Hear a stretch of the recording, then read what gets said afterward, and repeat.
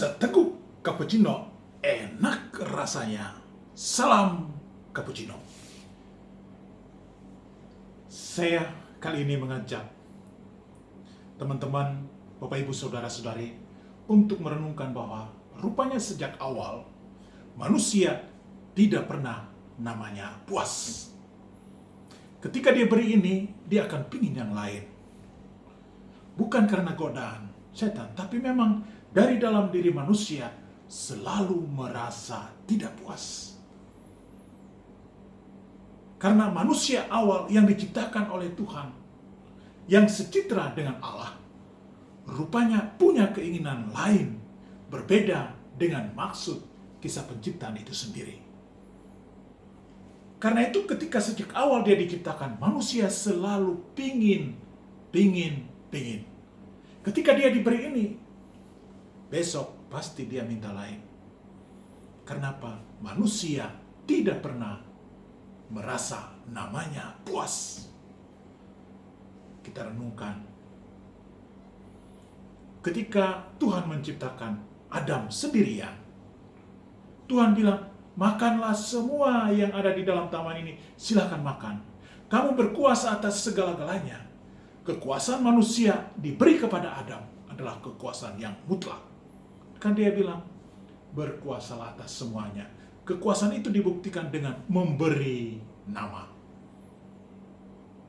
Dan Adam, manusia pertama itu, berkuasa atas semuanya. Hanya Tuhan melarang, jangan lakukan ini. Ini boleh, cuma yang ada di tengah itu, jangan. Tapi manusia tidak pernah puas. Lalu dia, karena kesepian, lahirlah Hawa. Untuk melengkapi kekurangan yang ada dalam diri Adam.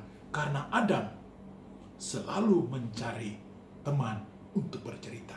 Dan dia menemukan Hawa yang bukan berasal dari yang lain, tapi berasal dari dirinya sendiri. Adam tidak puas, Hawa juga tidak puas.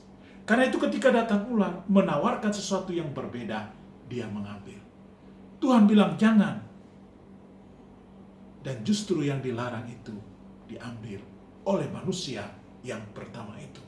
Rupanya dia makan, oh enak kok. Dia makan karena dia pingin sama dengan Tuhan.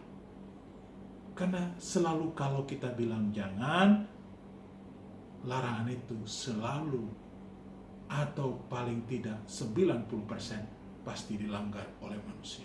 Kalau kita suruh buat, malah dia nggak buat.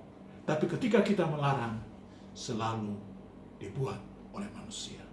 Rupanya dosa manusia pertama ini yang selalu melanggar karena keinginan dari dalam dirinya selalu pingin lebih lagi, pingin yang lain, selalu hadir dalam diri manusia. Secara sederhana, punya HP aja, kita selalu merasa tidak puas. Dan selalu tergoda, wah beli yang ini kualitasnya bagus, kameranya bagus. Oh beli yang ini, kita sudah punya satu, bisa kita derengkan yang lain-lain. Dan keinginan semacam ini terus hadir dalam hidup manusia. Karena keinginan yang terus hadir, ketika manusia tidak pernah mengontrol keinginan dasariah, untuk lebih lagi, maka manusia cenderung jatuh dalam dosa. Kalau sudah tidak mengontrol lagi, bahaya. Karena itu sebenarnya ada tawaran namanya spiritualitas, katakan cukup. Seandainya kita punya itu, saya yakin kita tidak akan jatuh dalam dosa, jangan-jangan. Apalagi anak-anak zaman sekarang dilahir di era modern ini, yang jarang namanya merasakan kesusahan. Keinginan mereka sangat sulit untuk dikontrol. Orang tua sangat sulit mengontrol anak lahir dalam milenial ini. Ketika dilarang, dia akan tanya, ngapain sih? Nggak boleh. Orang tua nggak mampu jawab. Jadi lebih bagus, lebih aman. Ya udah kasih aja. Kasih terus. Padahal ingat kata Tuhan, ada yang namanya jangan. Dia tidak bilang makan semua, kecuali ada kecualinya.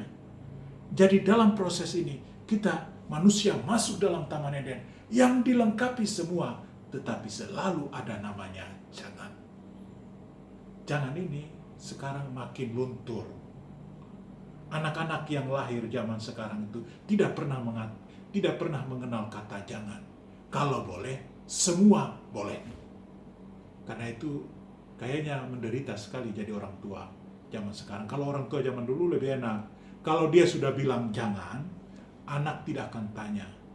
Tapi kalau orang tua zaman sekarang, dia bilang jangan, anaknya akan tanya terus. Ngapain sih? Jangan. Alasannya apa? Kalau orang tua tidak menjelaskan secara penuh, dia akan mencari sendiri. Karena apa? Jangan tidak ada dalam konsep berpikir anak zaman sekarang. Karena itu kembalilah menggali lagi kitab suci. Baca kitab Kejadian. Karena Tuhan bilang semua boleh kecuali ada pengecualian. Tidak ada dia beri semua. Karena itu pengecualian ini perlu diajarkan kepada anak-anak zaman sekarang. Supaya Pak, mereka punya rasa bahwa rupanya ada yang tidak boleh. Ada yang boleh, ada yang tidak boleh. Tidak semua boleh. Karena Bapak Ibu kalau kasih semua, saya nggak tahu nanti anak ini nanti menjadi apa. Jangan-jangan mereka merasa bahwa semua harus terpenuhi. Nanti makin dewasa, dia kira tidak ada kata jangan dalam hidupnya. Dan kalau dia tidak bisa memenuhi itu berarti berbahaya bagi dirinya. Karena itu, mari kita sebagai orang tua harus mengatakan kata jangan juga kepada anak. Bapak Ibu menjadi sukses menjadi orang tua zaman sekarang. Karena orang tua zaman dulu itu pernah mengatakan jangan. Ada larangan-larangan. Sekarang larangan-larangan itu sekarang makin diterobos.